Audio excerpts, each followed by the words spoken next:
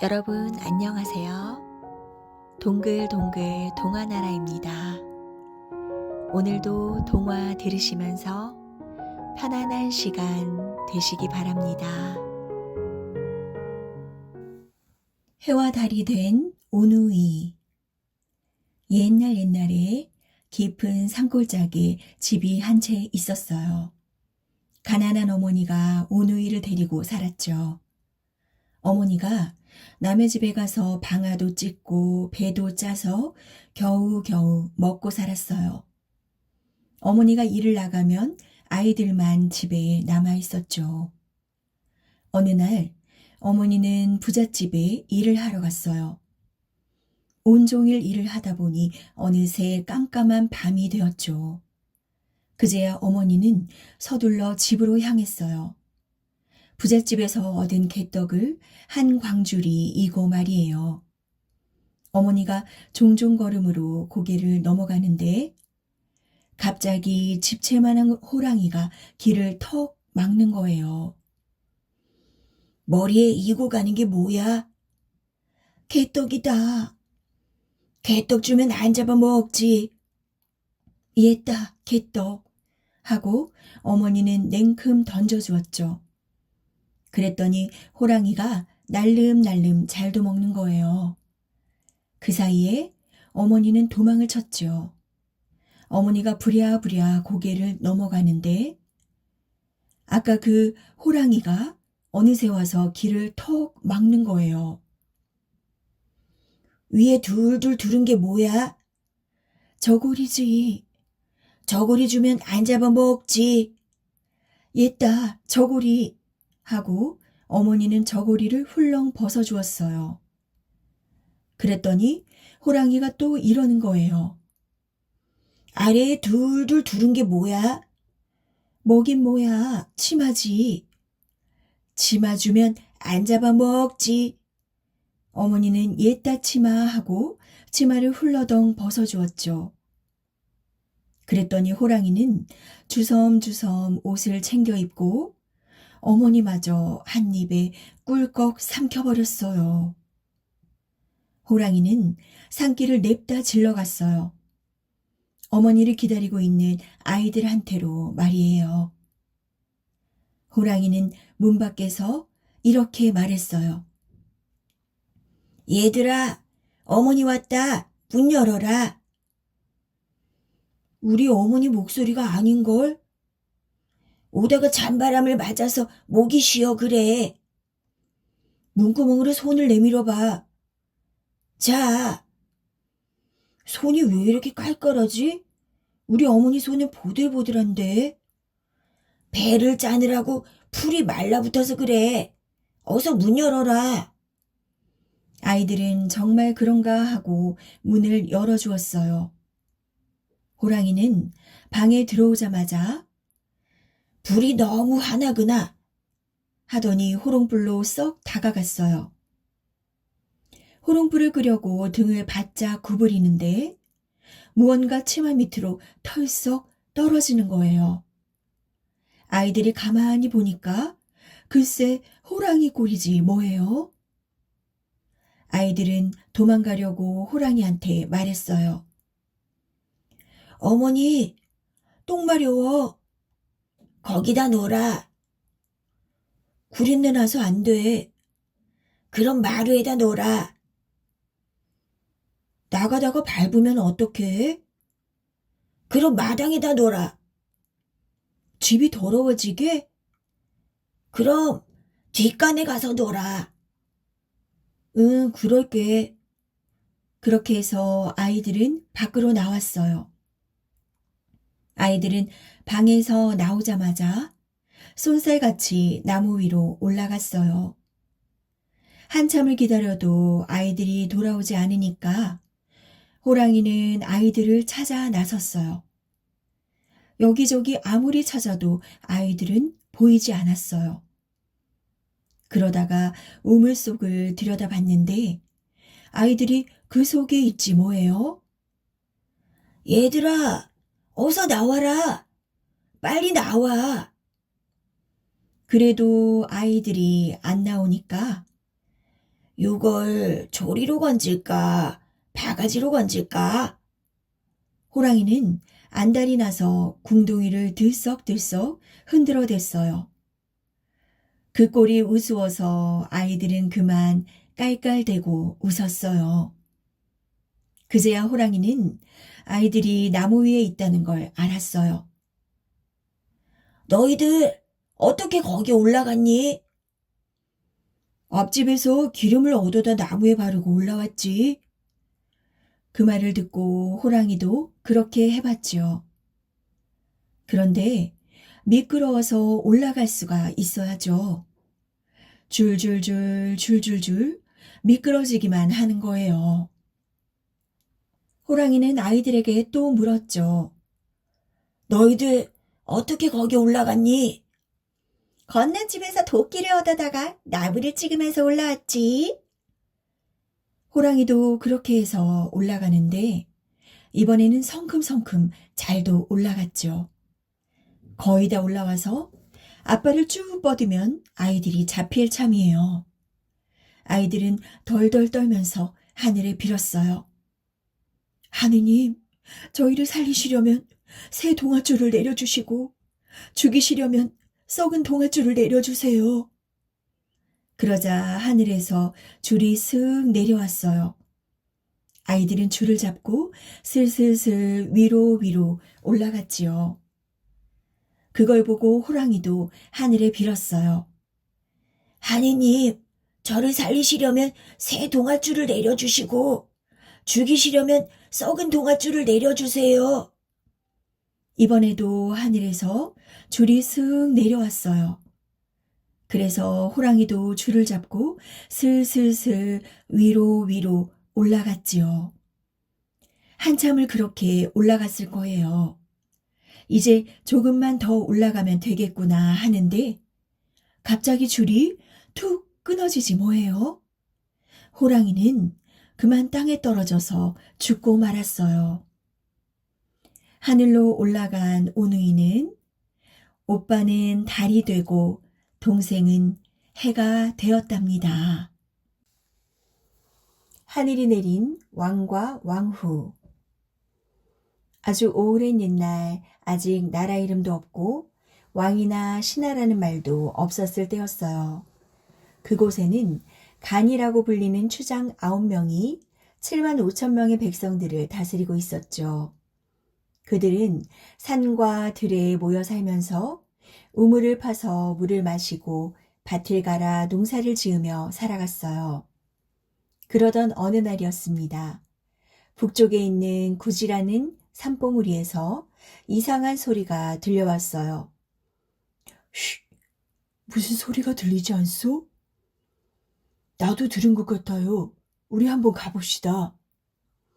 아홉간과 사람들은 소리 나는 곳으로 우르르 달려갔어요. 그런데 그곳에는 아무것도 없고 사람 목소리 같은 이상한 소리만 들릴 뿐이었죠. 거기에 누가 있느냐? 네, 저희들이 있사옵니다. 아홉간들이 함께 대답했어요. 그러자 다시 소리가 이어졌어요. 내가 있는 곳이 어디인고? 구지이옵니다. 아홉간들은 다시 입을 모아 대답했어요. 말소리는 더욱 또렷하게 들려왔어요. 하늘이 나에게 이르기를 이곳에 와서 나라를 세우고 왕이 되라고 하셨다.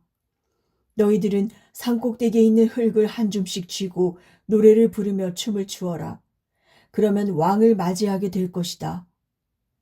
그렇잖아도 왕이 없어서 늘 걱정하던 아홉간들은 모두 기뻐하면서 노래를 부르고 춤을 추었어요. 그렇게 얼마나 지났을까요? 정말 신기한 일이 일어났어요.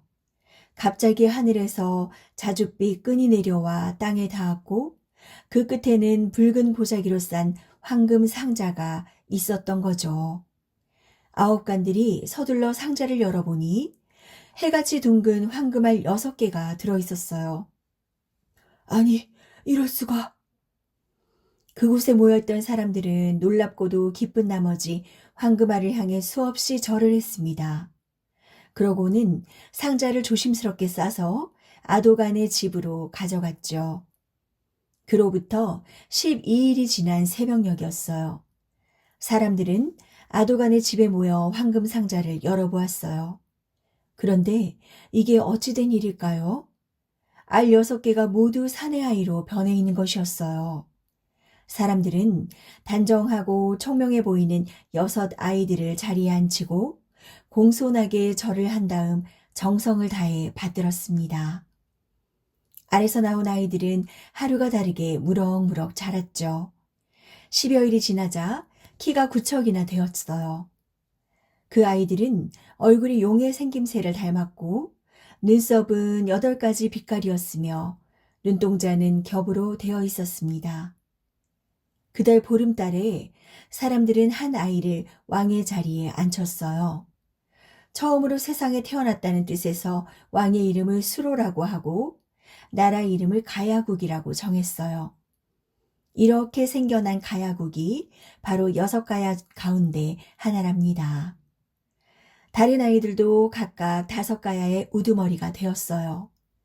왕이 생기자 사람들은 임시 궁궐을 짓기 시작했죠. 그러자 수로 왕이 겸손하게 당부했어요. 내가 지낼 궁궐은 수수하고 검소하게 짓도록 하시오. 그 말에 따라 임시 궁궐을 백성들의 집과 크게 다르지 않게 지었습니다. 띠지붕에 이을 이영도 자르지 않은 채로 올리고 흙계단은 겨우 3척밖에 안 되는 높이였어요. 왕이 된 지 2년째 되는 해에 정월 어느 날 수로왕은 여러 신하들을 둘러보며 말했어요. 이제 도읍을 정해야겠소. 수로왕은 신하들을 거느리고 임시 궁궐 남쪽에 있는 신다평으로 나갔습니다. 그리고 사방을 둘러본 뒤 이렇게 말했어요. 이 땅은 매우 좁고 작지만 아름다울 뿐만 아니라 하늘의 원리가 있는 곳이오. 그러니 이곳을 도읍으로 정하고 땅을 일구어 살기 좋은 곳으로 만들면 어떻겠소? 신하들은 모두 고개를 끄덕였습니다. 그러자 수로왕은 넓은 성과 궁궐, 여러 관청과 무기 창고, 곡식 창고 등을 지을 만한 터를 잡고 임시 궁궐로 돌아갔죠. 수로왕은 기술자들과 일꾼들을 뽑아 먼저 성을 쌓도록 했습니다. 그리고 농사일이 바쁘지 않은 틈을 이용해 궁궐과 여러 관청 건물을 짓도록 했죠. 백성들이 모두 부지런히 일한 덕분에 성과 궁궐은 금세 완성되었어요. 드디어 새 궁궐이 제 모습을 갖추었구나.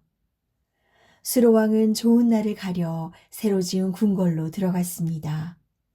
그리고 나란 일을 꼼꼼하게 처리하고 백성들을 성심껏 보살폈어요. 그렇게 또 몇 년이 흘렀죠. 어느 여름날 아침 인사를 마친 9간들이 수로왕에게 아뢰었어요. 대왕께서 하늘에서 내려오신 뒤로 아직 좋은 배필을 얻지 못하셨사옵니다. 그러니 저희 딸들 가운데 가장 얌전하고 훌륭한 처녀를 골라 배필로 삼으소서. 그러자 수로왕이 대답했어요. 내가 여기에 내려온 것이 하늘의 뜻이듯 내 짝이 될 왕후도 하늘이 정할 것이오. 그러니 그대들은 너무 염려하지 마시오. 며칠 뒤 수로왕은 유청강과 신기관을 불러 말했습니다. 유청강은 빠른 배와 좋은 말을 가지고 망산도로 가서 기다리시오. 신기관, 그대는 승정으로 가도록 하오. 유청강과 신기관은 서둘러 궁궐을 나섰습니다. 망산도에 도착한 유청관은 섬에 올라 먼 바다를 바라보았어요. 그런데 바다 서남쪽에서 붉은 비단돛을 단 배가 붉은 깃발을 휘날리며 북쪽으로 오고 있는 것이었어요. 유청관은 얼른 횃불을 올렸습니다. 그러자 배를 타고 온 사람들이 섬 기슭에 배를 대고 육지로 내려왔어요. 승점에서 이 모습을 지켜본 신기관은 궁궐로 달려가 이 일을 수로왕에게 알렸습니다. 수로왕은 기뻐하면서 9간들에게 다시 명령을 내렸지요. 그분들을 궁궐로 모셔오도록 하시오. 수로왕의 명령을 받은 9간들은 그들을 궁궐로 모시려고 했습니다. 그런데 어떤 여자가 앞으로 나서며 말했습니다. 난 한나라의 공주요. 그런데 어찌 경솔하게 처음 보는 당신들을 따라갈 수 있겠소? 그러자 유청간 등이 궁궐로 돌아가 공주의 말을 전했습니다. 그 말이 맞소. 내가 직접 공주를 맞이하겠소. 그대들은 궁궐 서남쪽으로 60걸음쯤 되는 상기슬개다 임시거처를 만들도록 하시오. 수로왕은 임시거처에서 공주를 기다렸어요. 이 소식을 전해 들은 공주 일행은 그제야 아홉간들을 따라 나섰죠. 공주와 함께 온 사람들은 노비까지 합해서 20명이 넘었어요. 그들은 갖가지 비단 옷, 금과 은, 희귀한 보석 등 아주 귀한 물건들을 가지고 왔어요. 공주가 가까이 오자 수로왕은 옆에 있던 신하에게 명령했습니다. 공주를 모시고 온 신하들에게 방을 하나씩 주고 노비들은 한 방에 5~6명씩 들어가 편안히 쉴 수 있도록 준비하시오.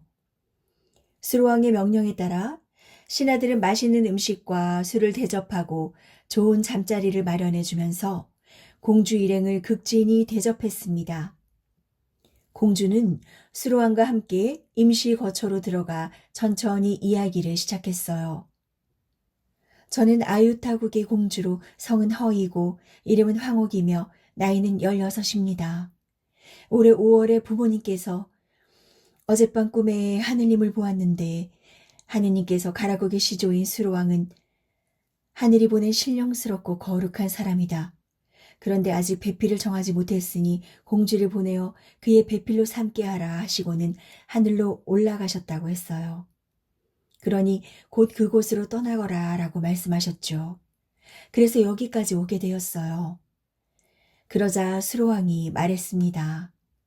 나는 먼 곳에서 공주가 올 것을 미리 알고 있었기 때문에 신하들이 왕후를 맞이하라고 했지만 따르지 않았소. 현명하고 정숙한 공주가 내게 왔으니 이는 커다란 행복이요. 이렇게 해서 수로왕은 공주와 혼인을 했어요. 공주는 이제 가야국의 왕후가 되었죠. 그로부터 사흘이 지났습니다. 임시거처에서 나온 수로왕은 신하들을 채근했어요. 사람들을 아유타국으로 돌려보낼 준비는 다 되었소? 수로왕은 왕후가 타고 온 배에 뱃사공 15명에게 각각 쌀 10석과 배 30피를 주어 돌려보냈어요. 그런 다음 수로왕은 왕후와 함께 궁궐로 돌아갔습니다. 이때부터 수로왕은 낡은 제도를 고치고 새로운 관직을 마련하는 등 더욱 어질게 나라를 다스렸습니다. 두 분이 나라를 다스리는 걸 보면 해와 달이 조화를 이루는 것 같아. 맞아. 임금님은 물론이고 왕후님 역시 훌륭한 분이야. 백성들은 자식처럼 백성들을 사랑하는 수로왕과 왕후에 대한 칭찬을 좀처럼 그칠 줄을 몰랐답니다.